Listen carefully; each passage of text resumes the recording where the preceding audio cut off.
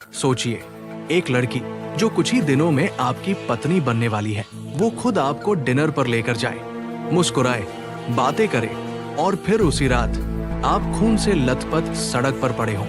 ये कोई फिल्मी सीन नहीं है, ये एक सच्ची कहानी है जिसमें सबसे खतरनाक बात यह है कि कातिल कोई अनजान नहीं था, बल्कि वही था जिस पर सबसे ज्यादा भरोसा किया गया। कर्नाटक की राजधानी बेंगलुरु में एक सम्मानित और खुशहाल परिवार रहता था।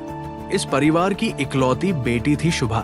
27 साल की शुभा पढ़ी लिखी और समझदार थी, जो अपने पिता की तरह लॉ की पढ़ाई कर रही थी।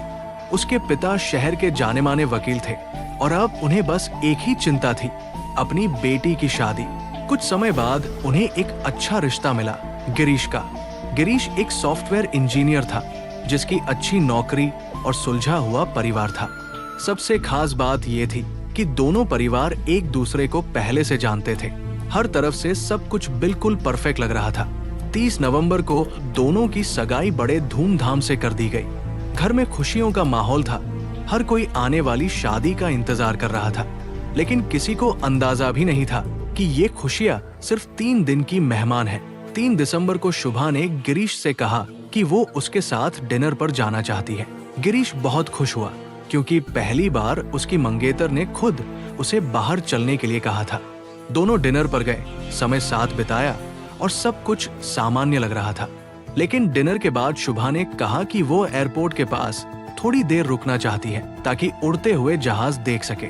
गिरीश ने बिना किसी शक के उसकी बात मान ली। रात करीब 9 बजे सुनसान सड़क पर दोनों खड़े थे। तभी अचानक 3 लड़के मोटरसाइकिल पर वहां पहुंचे और बिना कुछ कहे गिरीश पर हमला कर दिया। लोहे की रॉड से लगातार वार किए गए। सब कुछ इतनी तेजी से हुआ कि कुछ समझने का मौका ही नहीं मिला। शुभा चिल्लाती रही, मदद मांगती रही, लेकिन वहां कोई नहीं था। कुछ ही मिनटों में हमलावर गिरीश को अधमरा छोड़कर भाग गए। किसी तरह एक राहगीर की मदद से गिरीश को अस्पताल पहुंचाया गया। डॉक्टरों ने पूरी रात उसे बचाने की कोशिश की, लेकिन 4 दिसंबर को उसे मृत घोषित कर दिया गया। अब ये साफ हो चुका था कि ये एक सोची समझी हत्या थी। पुलिस ने जांच शुरू की, लेकिन कोई ठोस सुराग नहीं मिला। ना कोई गवाह, ना कोई दुश्मनी, ना कोई कैमरा फुटेज। केस पूरी तरह उलझ चुका था। तभी पुलिस ने एक अलग तरीका अपनाया। उन्होंने शुभा और गिरीश की सगाई की वीडियो देखने का फैसला किया। वीडियो में सब कुछ सामान्य लग रहा था, लेकिन एक चीज अलग थी, शुभा का व्यवहार। वो खुश नहीं दिख रही थी, बल्कि बार बार गिरीश से दूरी बना रही थी। उसके चेहरे पर असहजता साफ नजर आ रही थी। यहीं से पुलिस को पहला शक हुआ कि शायद ये रिश्ता उसकी मर्जी के खिलाफ था। इसके बाद पुलिस ने शुभा के कॉल डिटेल रिकॉर्ड निकाले।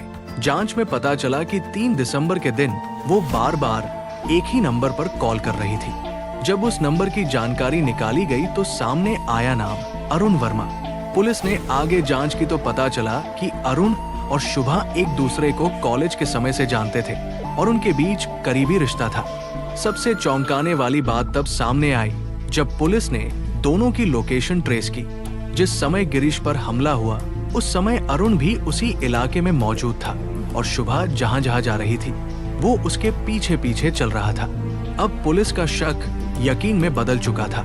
पुलिस ने अरुण को हिरासत में लेकर पूछताछ की। पहले तो उसने झूठ बोलने की कोशिश की, लेकिन जब उसके सामने सबूत रखे गए तो वो टूट गया और उसने सच्चाई कबूल कर ली। उसने बताया कि वो और शुभा पिछले 2 सालों से रिश्ते में थे।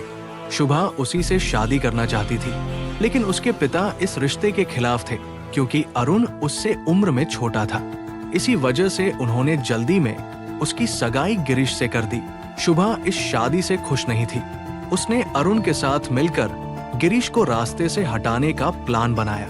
3 दिसंबर की रात उसी प्लान को अंजाम दिया गया। शुभा ने गिरीश को डिनर के बहाने बाहर बुलाया और सुनसान जगह पर ले गई, जहां पहले से अरुण और उसके साथी मौजूद थे। फिर गिरीश पर हमला कर उसे मार डाला गया। करीब 50 दिनों तक आरोपी पुलिस से बचते रहे, लेकिन आखिरकार सभी को गिरफ्तार कर लिया गया। कोर्ट में लंबे समय तक चली सुनवाई के बाद शुभा, अरुण और उनके साथियों को उम्र कैद की सजा सुनाई गई। ये कहानी सिर्फ एक मर्डर की नहीं है, बल्कि एक ऐसे फैसले की है जिसने कई जिंदगियां बर्बाद कर दी। अगर शुभा ने सही समय पर सच बोलने की हिम्मत दिखाई होती तो शायद एक मासूम इंसान की जान बच सकती थी। लेकिन एक झूठ, एक डर और एक खतरनाक साजिश ने सब कुछ खत्म कर दिया। अगर आपको ये कहानी पसंद आई हो तो वीडियो को लाइक, शेयर और सब्सक्राइब जरूर करें। साथ में नोटिफिकेशन बेल आइकॉन को दबाना बिल्कुल भी मत भूलिएगा। मैं हूँ विकास लोमश, फिर मिलूंगा एक नई सच्ची कहानी के साथ। तब तक के लिए नमस्कार, सुरक्षित रहिए, सतर्क रहिए। जय हिंद, जय भारत।